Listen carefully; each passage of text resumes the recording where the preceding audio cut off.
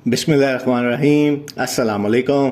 ये जी आज काफ़ी बड़ा दिन है मुतासरीन के लिए, क्योंकि इन्वेस्टर्स की जो कमेटी है उनकी सीईओ साहब के साथ एक मीटिंग है जो कि इस्लामाबाद के 5 स्टार होटल में की जा रही है। क्या उसमें अपडेट आएगी वो हमें पता चल जाएगी, लेकिन आपको पता है कि मुश्किल सवाल पूछे जाएंगे सीईओ साहब से। एक तो सवाल ये होगा कि कंपनी का जो क्रिप्टो बिजनेस था उसके पैसे कहाँ हैं।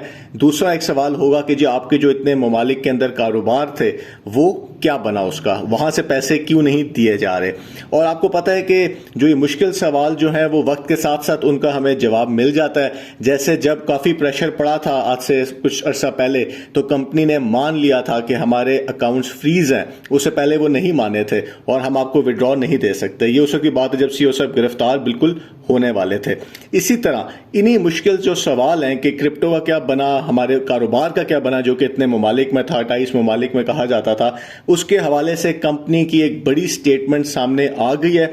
और उसमें यह कहा गया है कि जी क्रिप्टो जो है, सुप्रीम कोर्ट के अंदर भी जो बात हुई, इस्लामाबाद हाई कोर्ट के अंदर भी जो बात हुई, रेफरेंस के अंदर भी ऐसा कोई जिक्र नहीं है कि क्रिप्टो के अंदर कंपनी का कोई कारोबार नहीं था। और कंपनी ने यह बात मान ली है कि वो क्रिप्टो के अंदर कारोबार नहीं कर रहे थे, क्योंकि अगर कर रहे होते तो नैब जो है वो उसका जिक्र करता रेफरेंस के अंदर। तो ये काफी बड़ी स्टेटमेंट है और इसका मतलब ये है कि जो एक बयानिया बनाया गया था कि हम क्रिप्टो में काम करते हैं क्योंकि पाकिस्तान के अंदर क्रिप्टो बैन है, तो हम मलेशिया से दूसरे ममालिक में क्रिप्टो में काम करके आपको 60-40% से जो है प्रॉफिट वो डिस्ट्रीब्यूट करते हैं, वो बात ठीक नहीं थी। क्योंकि नैब ने भी, एससीसीपी ने भी, कहीं भी रेफरेंस में भी और कोर्ट के अंदर भी ना इन्होंने कहा है कि हम क्रिप्टो में काम करते थे, और बात तो वही मानी जाएगी जो कि कोर्ट में हो। तो ये कंपनी ने एक बहुत बड़ा बात मान लिया है कि उनका क्रिप्टो के अंदर कोई कारोबार नहीं था। ये इन्वेस्टर्स को दूसरी बात क्यों इतना अरसा की गई उसका हमें नहीं पता। दूसरी जो बात का जो कंपनी ने एक तरह से बता दिया है वो ये है कि जो दूसरे ममालिक में जो कारोबार था, वो कंपनी का मौकफ ये है कि जब तक अच्छे वक्त थे तो वो बिजनेस चल रहा था। जब सीईओ साहब गिरफ्तार हो गए तो उसके बाद वो जो कारोबार है वो नहीं चल सका।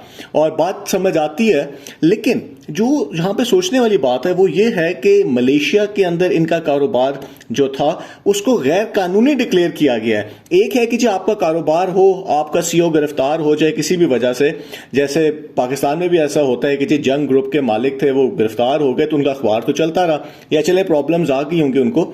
लेकिन यहां पे तो मलेशिया में उनका कारोबार गैर कानूनी डिक्लेयर हो गया।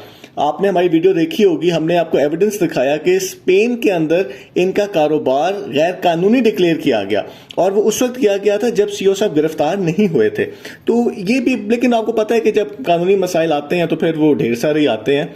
तो एक बात जो मेन बात है वो ये है कि कंपनी ने एक तरह से बिल्कुल साफ बात कर दी, जो कि एक अच्छी बात है। जिस तरह उन्होंने बैंक अकाउंट्स को आखिर में मान लिया था कि हमारे अकाउंट्स फ्रीज हैं, पहले मान लेते, आज भी इन्होंने बात जो सामने आई है वो यही है कि जी क्रिप्टो के अंदर कंपनी का कोई कारोबार नहीं था।